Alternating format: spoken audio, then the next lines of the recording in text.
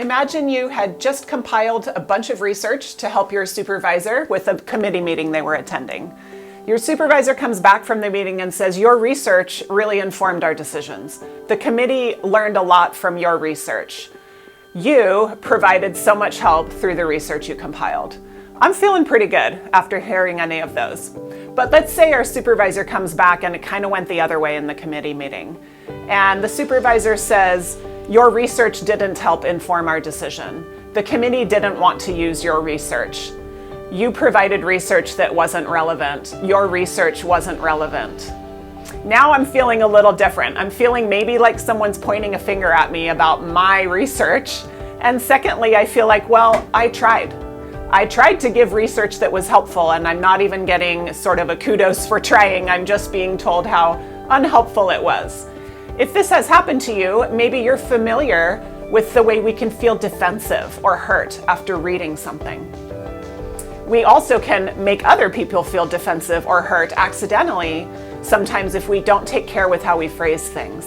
And so we want to talk about ways to write that can prevent, reduce, diffuse conflict and prevent those defensive feelings, because once any party to a conversation, written or spoken, feels defensive, the productivity just goes down from there, right? And so we need to keep in mind that when we write to somebody, we have informational meaning about the actual information, data, facts, and figures, but there's often emotional meaning that comes along with it, which is how the reader ends up feeling after reading that message.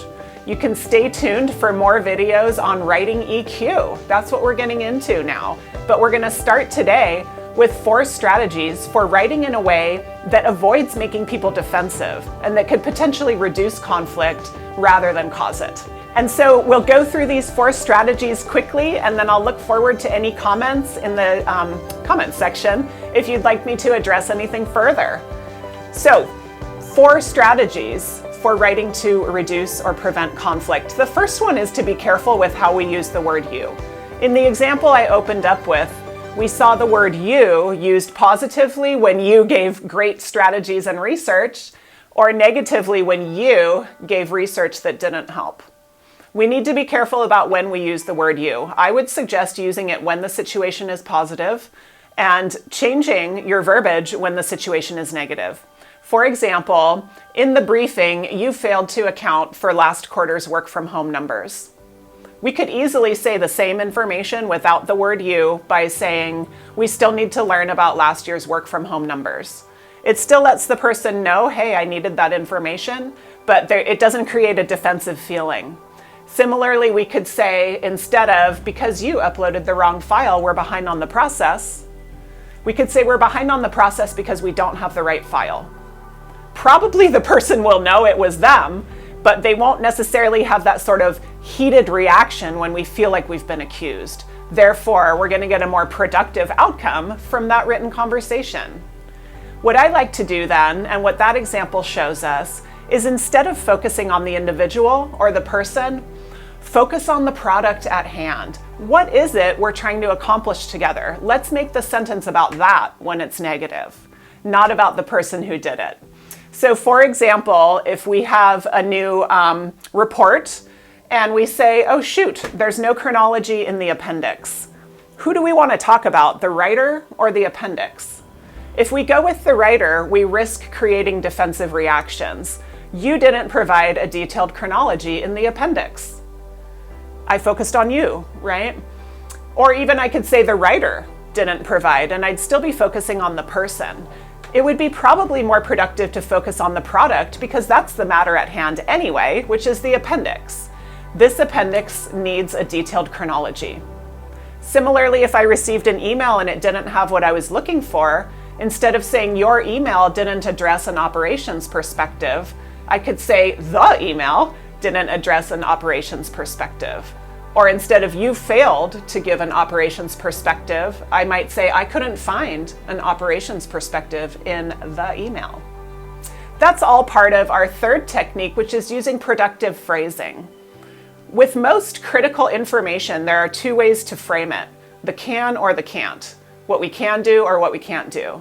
Sounds a lot like solution-oriented or problem-oriented. So I call it productive phrasing when we talk about moving forward.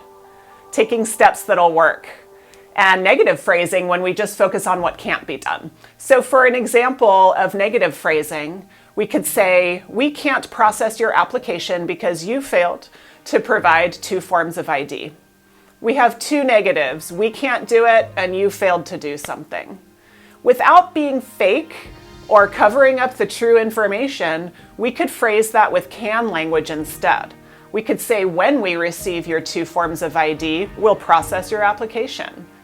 That's a can language when we receive it, and can language for when we process it. So choosing that can language over can't language can go a long way to building and maintaining that positive relationship and keeping the conversation going.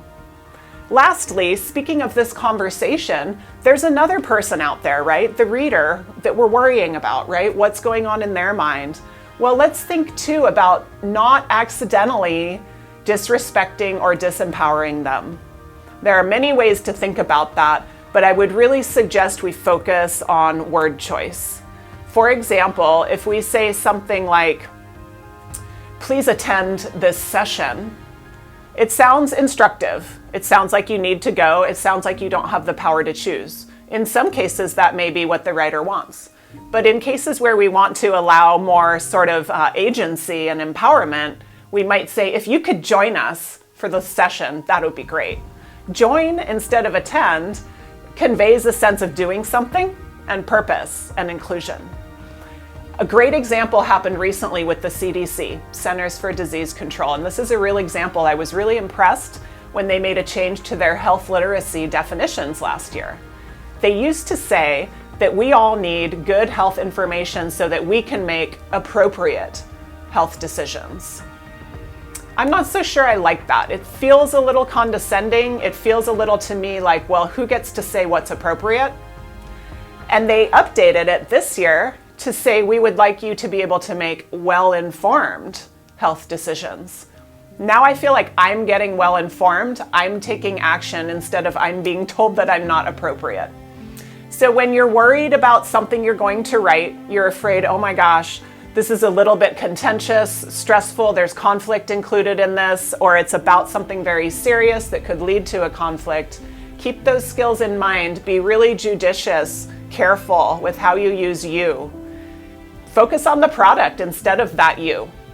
Be productive and point to what can be done, not what can't. And be careful where you put your reader, and don't accidentally put them in a place where they feel disrespected. All right, so try out these strategies and let me know in the comments how they go for you. And if you'd like any more detail on any of them, we'll go to a part 2 on this video, so let me know. Please like and subscribe if you enjoyed what you learned, and I'll see you soon.